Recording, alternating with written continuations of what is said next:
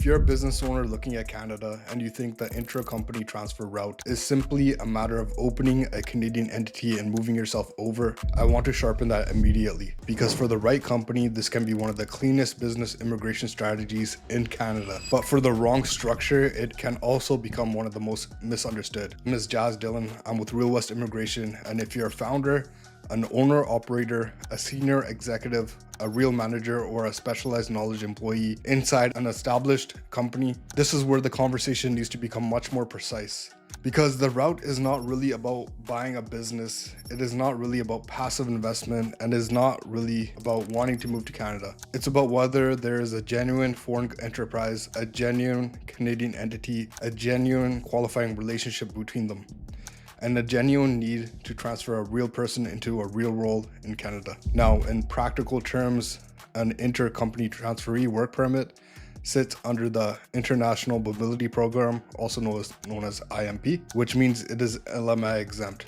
It does not need an LMIA. That matters because Canada is not asking this company to prove there are no Canadians available first.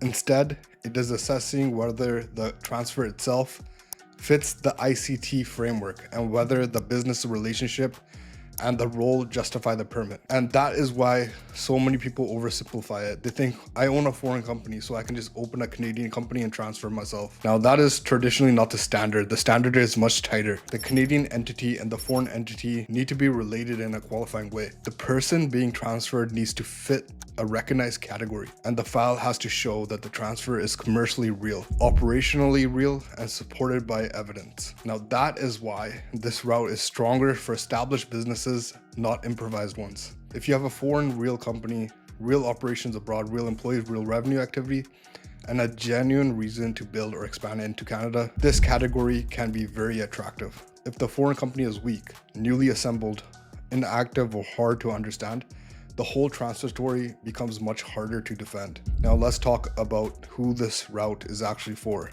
At the highest level, Canada recognizes three main ICT style profiles: executive, senior managers, and specialized knowledge workers. That is the core structure people need to understand. If you're an executive, the file needs to show real executive authority. If you are a senior manager, the file needs to show real managerial control, not just a good sounding title. And if you're being positioned as a specialized knowledge worker, the standard is even more stricter because IRCC points to advanced expertise and demonstrable knowledge of the company's products, service, research, equipment, techniques, or management. That last category is where many people get themselves into trouble because specialized knowledge sounds so broad when people say it casually. In reality, it needs to be shown carefully. The knowledge has to be advanced, it has to be meaningfully tied to the company, and the company has to be able to explain why the person's transfer to Canada makes sense in operational terms. Let's talk about employment history because this is another place where serious people need clarity. In practice, ICT style filings are commonly built around a prior employment relationship with the foreign company before the transfer. IRCC document lists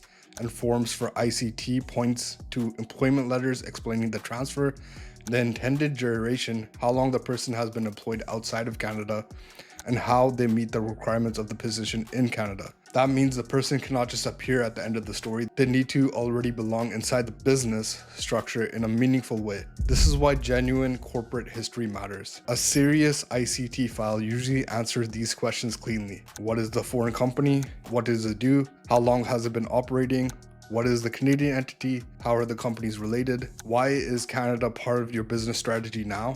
What role is the transferee filling? Why this person? Why now? And what business function in Canada depends on that transfer? That is where the best files become elegant because they don't just show documents, they show logic. The company structure makes sense, the transfer, the person, the market entry, it all makes sense. And once that happens, the whole case becomes much easier to trust. Let's talk about the new office issue because this one is one of the most important distinctions in the entire strategy. Some ICT cases are built around established Canadian operations. Others are built around launching a new Canadian office. A new office case is usually more delicate because the officer is being asked to approve a transfer into something that is still being built. That means the documentation has to carry more weight, the corporate relationship has to be clear, the business rationale has to be stronger, and the Canadian setup has to look real. The company has to show it has ability and established operations in Canada,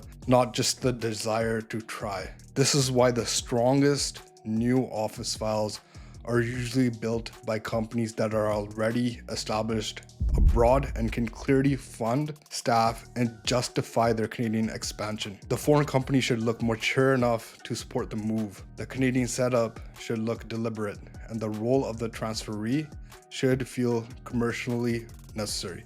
That is how a new office file starts to feel credible instead of speculative. If you talk about timelines, because this is where serious clients want more direct answers, there are really two types of timelines here: the case building timeline and the government processing timeline. The case building timeline is often where strong files are won. This is where the corporate documents are aligned, the qualifying relationship is proven, the transfer rationale is built, the role is positioned properly, the organizational charts, employer letters, the business explanation are all assembled in a way that makes the story coherent. That work matters far more than people think.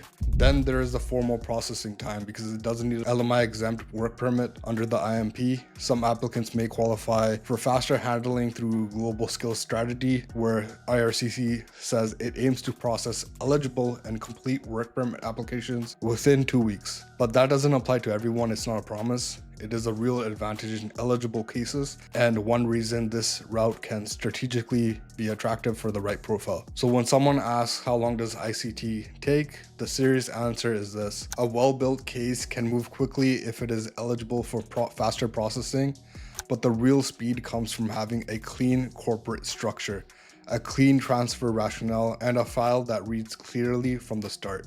That is a premium answer.